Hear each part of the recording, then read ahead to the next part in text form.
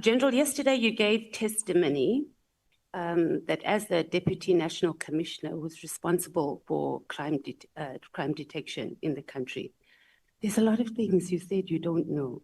You didn't know about the arrest of, oh, my thing is doing things.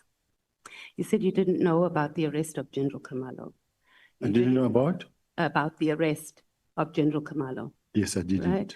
You said you didn't know about the request by General Khumalo through the Provincial Commissioner regarding seconding the PKTT members to Gauteng. I didn't. You also didn't know about the press conference that the KZN Commissioner was going to do. You didn't know about Kat Makala. The guy has 80 cases dating back to 2007, and he has a huge tender with SAPS. You didn't know about the Big Five. It's confusing, General. Do you consider yourself competent as in your job? Yes, I consider myself competent.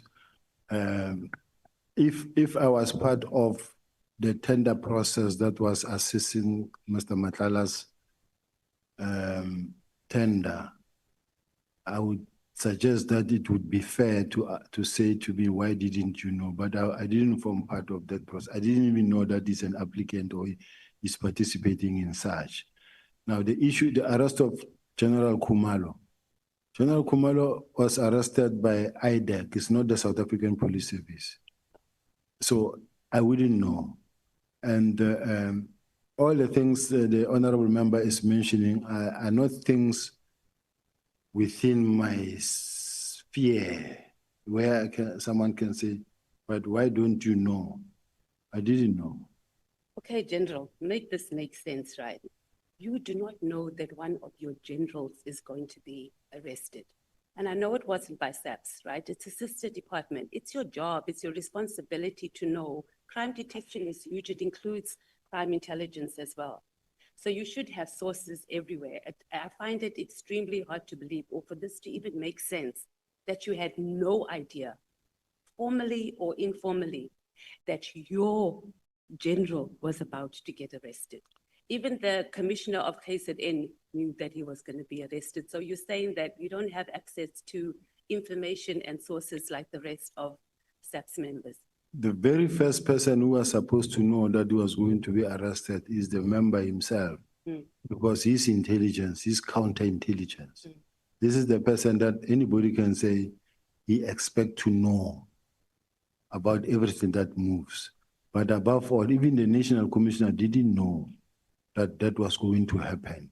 So where I'm sitting, if IDEC or IPIT, the IDEC or IPIT, they are investigating a particular matter, there's no way us will know from where we are sitting, because we are not in that space. Okay, so South Africans should feel comfortable that our national head of crime intelligence cannot know that one of their generals is going to be arrested by another organization. We should be comfortable with that, and we should be comfortable that we have a competent Deputy Commissioner responsible for crime detection. If I was fully in charge of crime intelligence, including counterintelligence, they were reporting to me, I would be knowing. But they don't report to me. Okay, let's go on to a bit of your career. So yesterday you said that there's no crime intelligence, and however we interpret it is not really the point. But in your statement, paragraph 23, you say that you have been responsible for crime intelligence since 2003. That's about 2 years and 3 months. And it's been recently moved under the National Commissioner, but I don't think it's been effected yet. So what is your response that the failure of crime intelligence is actually a reflection of your role, which you partly spoke to, but I need you to speak to this more clearly and not go around and around the bush, please, General, that it is a reflection of your role as the Deputy National Commissioner of Crime Detection? Chair, I was looking for the page. The honorable member said page 23, 20. paragraph 23. I'm not sure which page. Page. The page 49.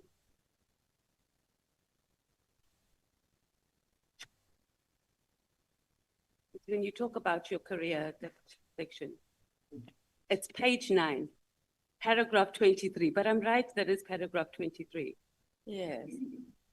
Thank you for the page number, ANC Chief Whip.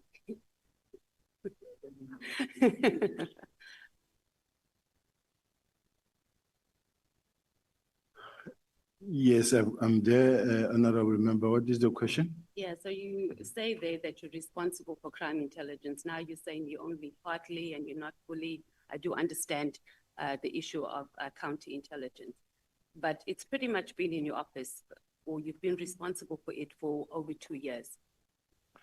I've been responsible for it for only 2 years, but it was then also taken away to report to the National Commissioner. But even then, when it was reporting to me, it had two dual reporting lines. In my case, they came to report to me that what they wanted me to know, and that what they didn't want me to know was going to be reported to the National Commissioner. It's not like I never complained about such. I complained many times about that, and that the lines of the reporting lines have been blurred, and this is creating problem for myself. And I challenged it many a times, but the bottom line is that everybody knows he was not reporting to me entirely. So would we agree that the issue here is SAPS officials? Yes, ma'am. You and the National Commissioner and also the head of crime intelligence. And the issue of having blurred lines is an issue because you, as the senior officials that the country relies on to make sure our children are not raped, and if they are, they're getting justice, to make sure our children are not trafficked. A simple process of just understanding, reporting, or having those basic processes in place is what is costing the country, and our children are in the state that they're in now. Right now, children are being raped and they've been trafficked. And we have adults that have been appointed in these strategic positions and that are busy with their egos and are busy fighting with each other and are unable to do the jobs that we've put them in there to do. Can we concede on that? It's a long question, and I'm trying to understand the essence of the question. Can it be repeated in short, Councillor? Okay, I guess it is a bit Councillor, of Honorable Chair, Honorable Member. Yeah, I guess it is a bit of a political statement, but what I'm saying ultimately that we are in this mess is because they are the National Commissioner, yourself as head of crime detection, and then the head of crime intelligence cannot sit down and have a clear process to ensure that there are systems in place to make sure that we are detecting crime and that our children are getting justice when they're being raped and trafficked in the country. I think we are in this mess because of the press briefing, unfortunate press briefing that was done. That was not supposed to happen. That's why we find ourselves in this mess, because everyone has been doing their best to try to do what they can under the circumstances. And if that is the best, I don't know what's going to be good. Let's move on to your suspension and your dismissal related to the Zimbabwe matter. And this lasted about 7 years, according to your statement. You said that the prosecutor put it on record that he or she was instructed to put your case on the roll. Who gave that? Did you ask who gave the prosecutor that instruction? And if you didn't, why not? I thought that the magistrate, because it was into the court record and that record is still there, it still exists. I thought that the magistrate would ask who gave that instruction, and the magistrate just didn't take it further. Okay, but my question is, did you ask the prosecutor? No, I didn't because I was represented. And you didn't ask your attorneys either to ask the prosecutor? No, to me, I was excited. It's thrown And who out. was the prosecutor? Do you know? Do you remember? No. At this point in time, I forgot the name. Okay, would your legal team be able to access that information and give it to the Yes. committee? Because I think that is important, that we don't speak and we don't have names and people that we are able to follow up. Why is crime intelligence not efficiently capacitated to vet SAPS officials? It has been always the case. It's a challenge. I don't know why, but there are so many members that needs to be vetted that have not been vetted, and it could be because of the manpower or the budget. Yeah, I'm not sure. But why is it not done? General, it can't be that, and we've been hearing this. I've just joined the police portfolio committee, and we've been hearing this issue of vetting since I've landed. And when I look back at previous annual reports, etc., it's the same thing. We don't. Why is it not being capacitated? And this falls under your division as well. It can't be that we have 7 members that are required to vet over 1,000 SAPS officials, and we expect this country and we expect SAPS to function when the very core, its foundation, is not working. Is it intentional? Is it intentional that just vetting, if you fail at just vetting, it's a problem? So make us understand, make the nation understand, how is it that you are even failing to vet 1,000 officials every 5 years? I think crime intelligence is working very hard to recruit members. There is a process in place. They are recruiting. I may not have the statistics and the information where I'm sitting, but there is a drive to capacitate crime intelligence. This is what also the minister said, that they need to capacitate crime intelligence in such a way that they will improve even their collection and counterintelligence. But why has it not been done? Do you not see? General, I need you to explain to us, because it can't be that the highest office of our security, like South African Police Service, cannot have capacity to vet 1,000 officials. You're telling us what is going to happen, and we've heard that many times. It's not happening. And we're having people, you are placing people in positions who do not have security clearance, and it is costing us being able to do our work efficiently in those departments. Why is it not done? Is it intentional because you want to appoint people who we know are not going to get clearance, or we're weaponizing it for people who would get clearance, but we don't want them to access information? Is this what officials in SAPS are doing instead of protecting us as citizens in the country? No, Chair, that is not the case. The employment or recruitment drive, there is a plan. Since I think in the past 2 years, there's been a drive in terms of capacitating the detectives and intelligence. I think the person who can actually better respond to that question can be the support head, the acting National Commissioner of Support, acting Deputy National Commissioner of Support, who can come and testify here in terms of the recruitment of crime intelligence officials and the numbers, because that's a separate process. No, we have the numbers. It was just, we're just trying to understand, how is it that the highest level of SAPS cannot vet? That was pretty much the question. And is it intentional or not? You haven't really answered the question. I don't think we're going to get an answer, but we'll move on. Let's talk about your employment at the city of Joburg. You testified yesterday that you were employed properly at the CLJ, and your words were during daylight with everybody watching. Where did you see the ad, the advertisement for the job? I think it was in a newspaper, Chair. I can't remember now, but Okay, will which you is- be able to get that? Because I'm sure the COJ would have records. yeah, of I that. think they will have. And what was the title of the position that was advertised? It was unit head, forensic and investigation. It was a new unit that was established.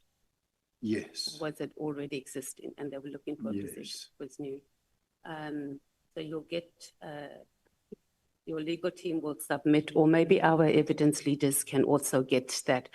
Who was on the interview panel for the position? Who interviewed you? If I remember, I know Michael Blument. I also know Christo Mare.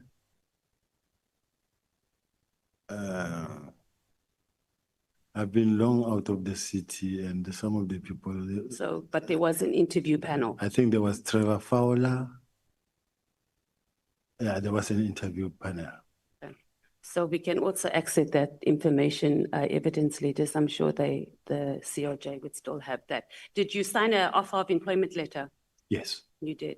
And we'll also need to get a copy of that. The letter, did it state what your salary was going to be? Do you remember? Yes. Okay. The appointment was approved by council. Yes. Okay. Do you have the minutes of that council meeting? They can be requested by this house to the council. Yes, can we please have that? So were you in the council meeting when that happened? Or you just were told because you need to be really clear? You don't form part of the council Yeah. meeting where it happens. But you watched it live or you were, No, you sit and wait and you'll hear when it happens. okay. Are you stating here that you were not part of the procurement of this spy equipment in any way, shape or form? You didn't have any conversation about it. You didn't even know what it does. The department just went ahead and bought this equipment and brought it to your department. There are no spying equipment procured. What was procured? It was technology meant to support the department to be able to do the work. And I don't have the list with me, but the list is there. Was the department authorized to purchase whatever that equipment is? Yes, because it went through the channels and it went through the budget steering committee and it was approved. So you were part of the process, the procurement process. Obviously, it's done in a different department in the COJ, but it came through the unit that you were heading up, the request. That's correct. Okay, so how did you source, was Paul O'Sullivan at all involved or any of his associates involved in you identifying this equipment and where to source it, etc.? Paul O'Sullivan was nowhere involved, nowhere near what was happening, doesn't even know, it's not even connected to this whole thing. To which whole thing? Of this equipment that were procured. Okay. And how did you think that what made you determine, or what analysis was done to determine that you needed this equipment? Because we got testimony that I think it was the general who said, the KZN commissioner who said, and I know you're going to say that not everything he says is true, so that's why I'm asking you that that equipment that was bought in the COJ, whether it's spy equipment or whatever, surveillance, whatever it's called, the city does not have authority to procure it. What do you say to that? He doesn't know what he's talking about, that one. And then the letter that was sent to the Minister of Police, Becky Cele, by the Executive Director of the City of Joburg about you. Did the Minister speak to you about the matter? No. Not at all. Not Did at- you know that a letter was sent to the Minister? I think I got to hear about it. And to me, it was not really a worry because I do have investigations on the same individuals that were running. So it's a political space. And when a person writes a letter, it does not necessarily mean that he's right. He had no right to even write that letter. He had no right even now to write a letter, whether to this committee, whether it's to Madlanga or wherever. It's just people who, some of these people will follow you to the grave, even when you left them many years ago. But you find people who just rise up and follow you, even when you're not focusing on them, they just chase after you. So it does not necessarily mean that that letter that he wrote carries any significant role, because he himself was being investigated. But you're for crime. deflecting now. We're talking about the contents of the letter. We're not talking about what his situation is and investigating. So if you bring it in politics, it means that you were also descended into a political space. Why would they want to deal with you politically? Because, as I say, the city of Joburg is a political space. And then if these are the people that don't want to be investigated themselves and they start attacking you as the person who's in charge of the investigation, it's unfortunate. And I think, Honorable Member, I wish that I could also be protected from your side as well, because it shouldn't be like I'm already guilty and what they wrote about me is right. But we're asking you, General, we're not saying that it is. Yeah, the only problem is that these people who are sitting in their corner because they don't want to be investigated, they don't want to be vetted, and they But do Leto, this. do you see what you're doing? You're not saying it's not true because of X, Y, and Z. You are telling us about their situation. You're saying, were you investigating them, yes or no?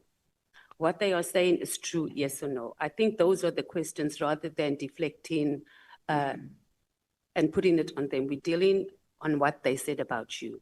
Are you saying it's not true, it was dealt with? Let's deal with that. It's the not contents of the letter. Saying that they don't have permission or they're not qualified to write the letters, neither here or there. We're talking about whether it was, number one, done, whether you knew about it, and what your position is. So the public protector made a recommendation, who lodged the complaint, number one, to the public protector? Then speak to me who opened the case based on the public protector's recommendations, and what was the reason that the prosecutor declined to prosecute the case? What I know, Chair, is that I investigated a matter that involved the then city manager of City of Joburg. The matter was reported by the Department of Finance, and it related to a big tender of the blue light and the sirens and bullet vest. I don't have the report with me. But then what happened is that the investigation was allocated to ENS law firm that had to conduct that investigation. That investigation was conducted and the results came. These results were talking about the fact that over and above the many other role players that were there within the city at JMPD, it talks about the fact that the city manager also did not cooperate with the investigation. And they were very much worried that the city manager is not behaving in a manner the accounting officer should be behaving. So they produced a report. That report that was produced, and it's a report that I, as the head of group forensics, also had to sign and submit. He was very angry to an extent that he wrote a letter wherein he wrote this letter that says, if I can read, that says a directive in terms of section 55, subsection 1 of the MSA of 200 in respect of notice to withdraw the delegation of the head of GFIS and public communication of matters that have not been tabled before the council. The above matter refers, the city manager's office is disturbed by the contents of the letter issued by yourself, where you suggest that by withdrawing from you the powers which in terms of legislation are assigned to the head of administration and accounting officer that prevented your department from performing its function. We also noted nefarious statements which you are peddled in the media that our notice of withdrawal of your delegation communicated, signal to suspend you, when in actual fact, we are trying to protect the interest of the city. So I don't know, I can read this letter on and on, but what I wanted to say is that I went to court and the court ruled in my favor. And the powers of group forensics were given back to group forensics. In other words, the city manager working with Mesuli Mlando, when they attempted to take back the powers of this from group forensics, they said group forensics does not have the power to investigate them. And they took away their powers, and I went to court and the court ruled in my favor. Your relationship with any of the DA or Democratic Alliance members in the COJ, they were leading government there. Did you have any, and at any time did you engage any of the leaders there who may have given you directives on investigating members? I didn't have any relationship with anybody in the DA. None of them? You've never had meetings, engaged any of the leaders? No. The mayor, any of the MMCs? In my official capacity, I have had meetings with all of them. Oh, you have? In my capacity as... Yes, that's what I'm saying, in your capacity, and where you could have been given directives on how to proceed with the city manager. You know, that's a very strategic position. So when you leadership come in, that's the first position that they want to take over. So I was just trying to establish if you might have gotten some political interference on pursuing that case. I'm not saying, or I'm not commenting on the city manager, whether he did right or did wrong. I'm just asking if there was any interference or push for you to deal with the city manager from the political party that was running the municipality. So I never had any political interference at all. Let's go to your labor court. You appealed the matter, so it wasn't the labor court that ordered you to be reinstatement, it was the appeal court that did that. Do you know why SAPS did not oppose your reinstatement? Because there was nothing to oppose. Is that sort of a practice there in SAPS that they would just not even show up or not withdraw the case, whether there was a case or whether there wasn't? In your experience, because you've been in the police force. In my force. experience, normally, and which I find to be wrong, because there is law in this country, I take it that all of us, there's equality before the law, and those that are employed, those that are seniors in the workplace must really also adhere to the law. Let's say, for an example, we've got the generals, lieutenant generals who are out today, who've been suspended, others fired, and they went to court and they won the cases. But they are not being allowed to come back simply because the current management feels that, no, we don't want them back. Now, even when the court says they must come back, and then the management will say, no, but we don't want them. They go to court, they win, and then another one will say, but we are reviewing. I don't think it's a fair process. It's abuse of power in this situation, because we all have careers, we all have children, we have families.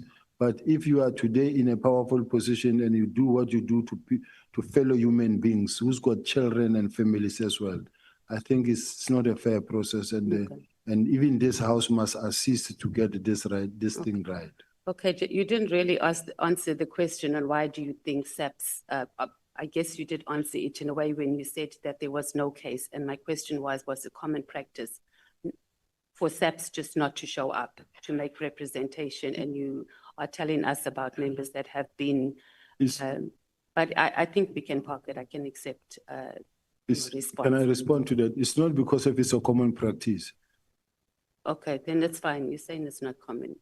Do you want to explain why you're saying it's not a common practice? Chair, in my case, do know that as a result of my arrest on Richard Mdluli, and then we were all removed.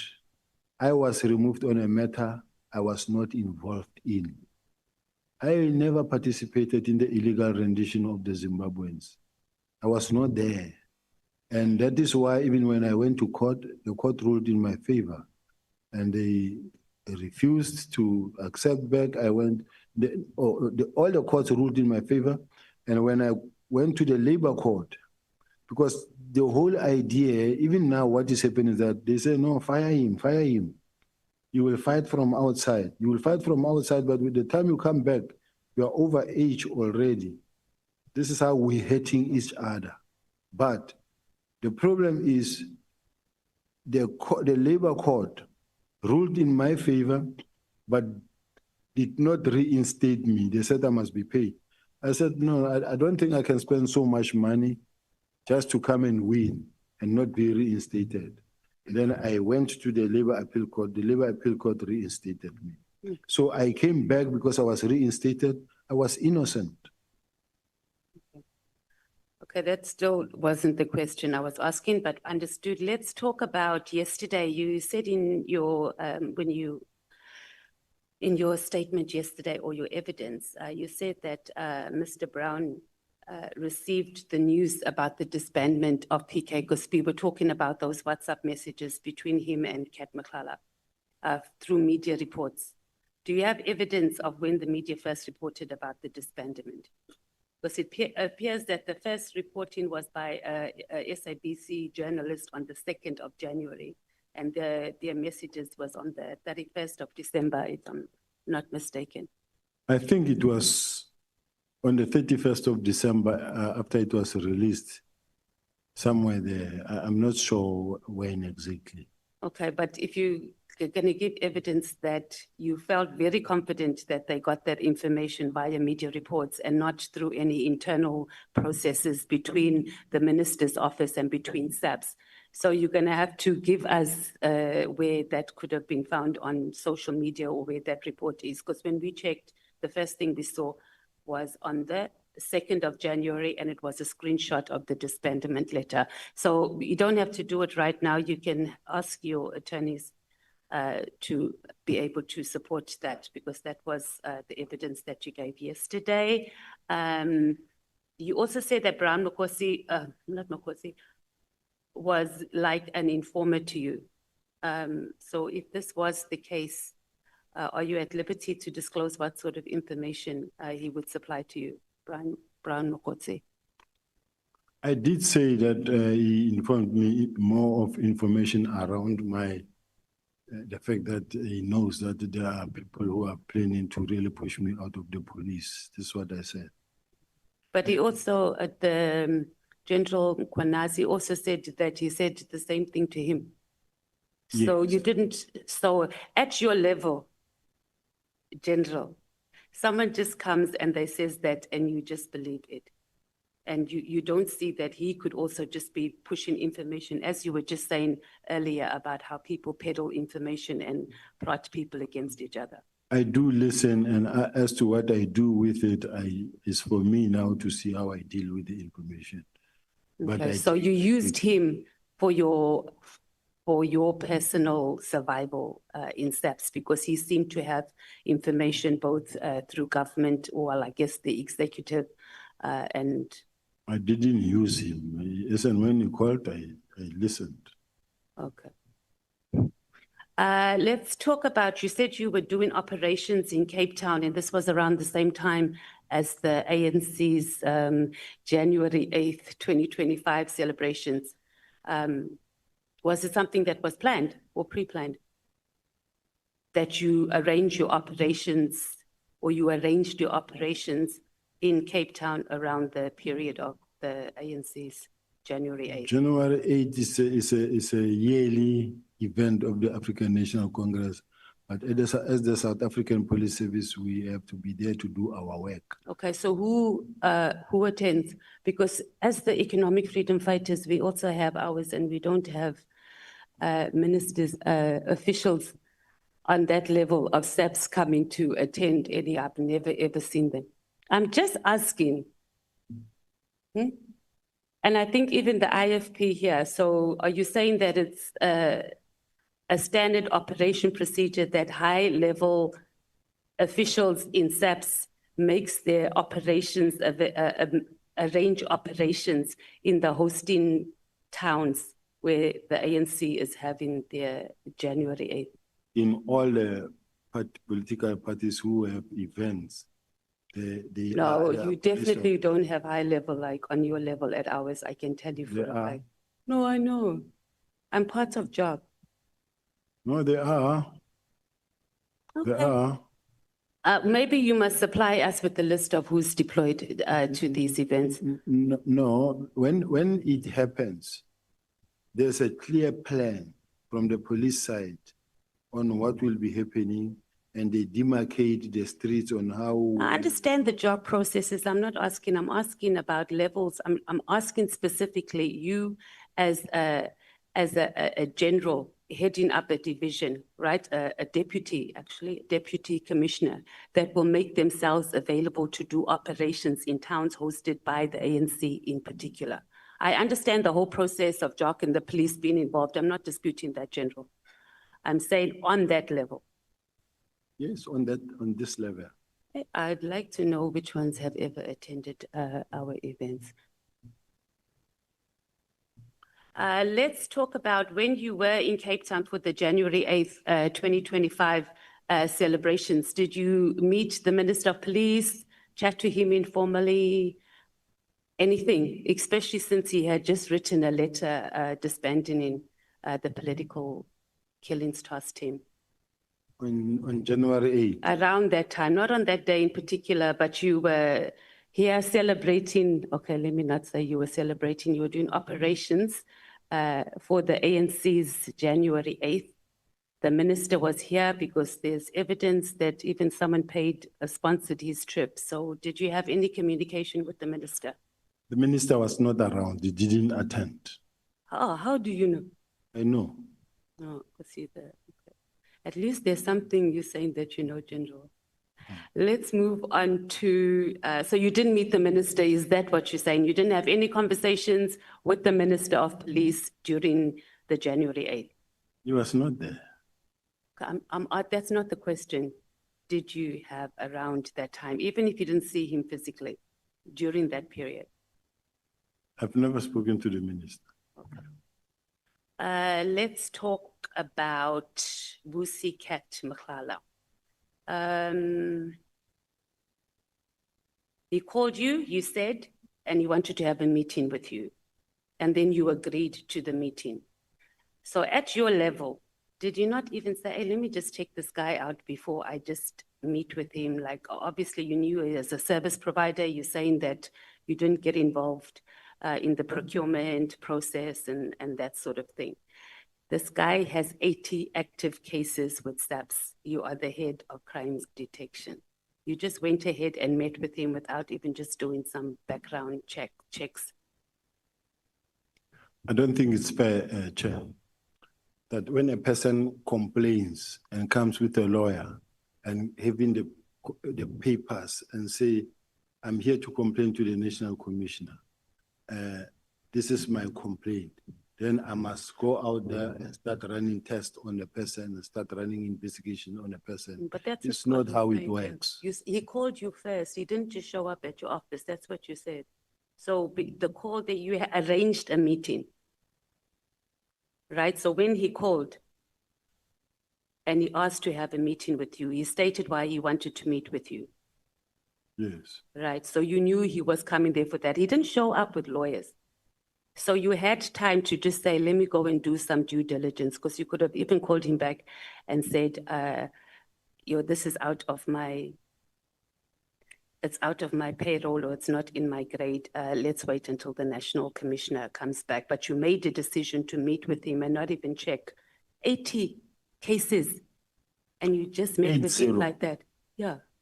That's what the National Commissioner told us, 80 since 2007. Oh, it's 1-8 now. 80.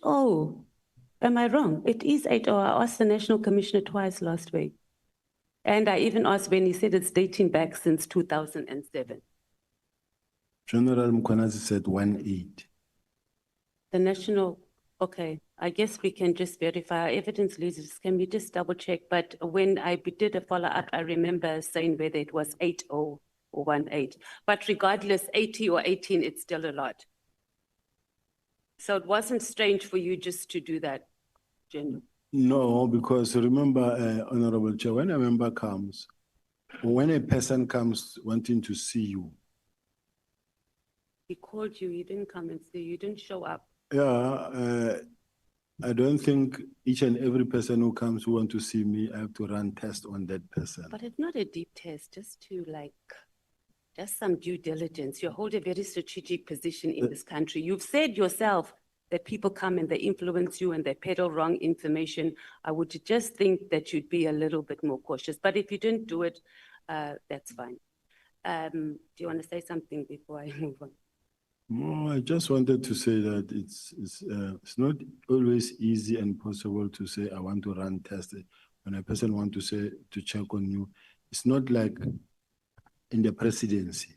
In the presidency, if I want to meet the president will have a team that will actually check the background of the person. Who is this person? What is he about and why does he want to see the, you will have few people before you get there. Now, in my case, I'm expected to meet anybody who wants to meet me or who wants to meet the National Commission. You indicated that you also made calls to him. Was this after the initial meeting or the meeting you had with him about his... Mr. Matala? No, I never made calls to him. At all? No, I never made calls to him. And did you and the minister discuss Makala and Brown? Not even once. Any way, shape or form? Not even once. Not going to find any WhatsApp messages informally? You will never find including from the chief of staff? No. Okay, let's talk about the disbandment of PKT. Obviously, I'm not going to repeat what other honorable members have asked. Was the minister briefed about the PKTT before sending the letter officially? Yes. He was, because the National Commissioner's evidence says he was not briefed. I read something here in a meeting on the 27th that I know that there was an executive meeting and there was a briefing in relation to the PKTT, and the National Commissioner in that meeting did indicate that it was not meant to be a permanent structure. It was not meant to be a permanent structure. It was meant to evolve into a murder and robbery unit. Okay, so I'm not asking that. I'm just asking the minister.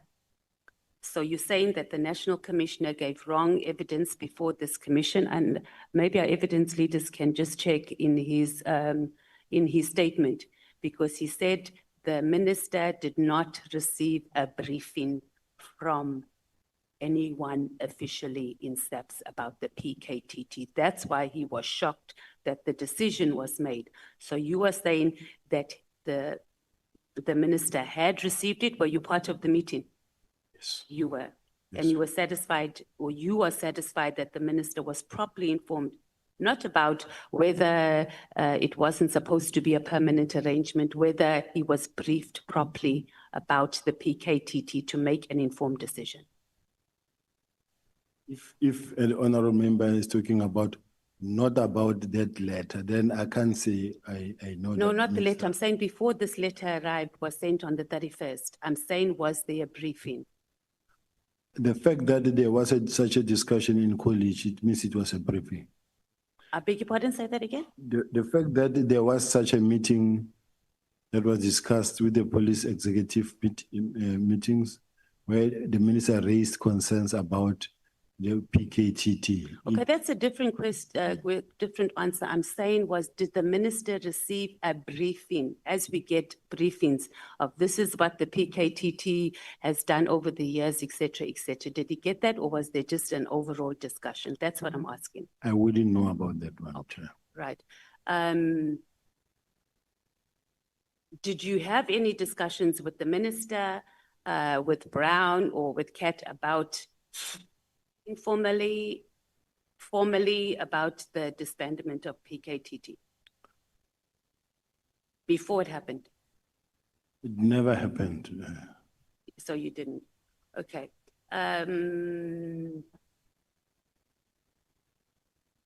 Okay. So this is something that is baffling General.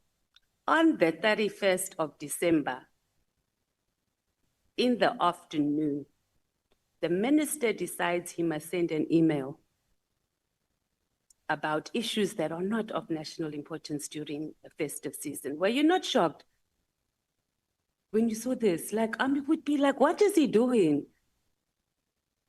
So when you saw this letter on the day that you saw it, did you not think, okay, this thing is on the 31st? And he even knows that the National Commissioner is not there. Did those things not cross your mind that this just seems just highly irregular? Or is it something that's common? You've been in the police force for a long time. For the minister on New Year's Eve, the whole world is resting. He decides he wants to send a letter of something that he could have dealt with in January when offices were fully open. I wasn't shocked, and there's nothing shocking about it. Why? Because the ministers, the police, they are working during that period. There's working, right, that's dealing with the issue of festive activities. We're talking about matters of border control. One was about doing a strategy for border control. They can wait until January. How is that even urgent? Even the thing about the disbandment. Okay, give me just one example, General, of any other time in your history of being in the South African Police Service where a minister sent a letter on the 31st of January in the afternoon about something that was not of critical national importance during that period. Just one. What we know is that when the festive period, safer festive period is declared, policemen are no longer allowed to take leave until when it comes to an end somewhere in January. So during that period, the police are hard at work. And as the police are hard at work, they are not on leave. Now, me and you will differ in this sense. The minister is a new minister.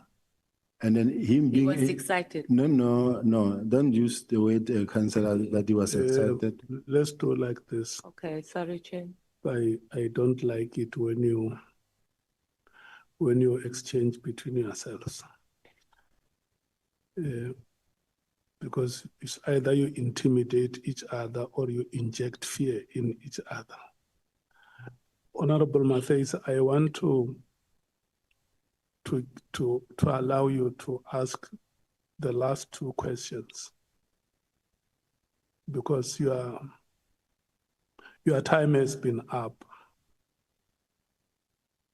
I should have kept my own time because I don't know, Chair, but no problem.